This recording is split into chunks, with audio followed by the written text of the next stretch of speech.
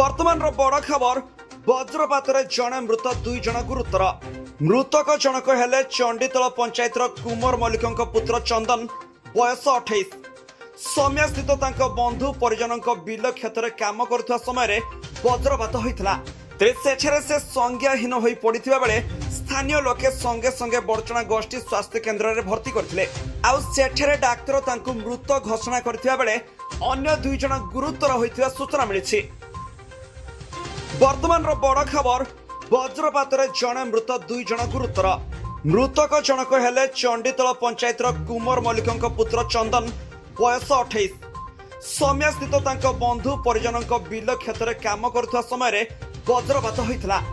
सेठे से संज्ञाहीन हो पड़ा बेले स्थानीय लोके संगे संगे बड़चना गोष्ठी स्वास्थ्य केन्द्र में भर्ती करते सेठे डाक्तर तांकु मृत घोषणा करथिबा बेले अन्य दुई जन गुरुतर होइथिबा सूचना मिली। बड़चणारू मनोज कुमार पंडा रिपोर्ट SANI TV।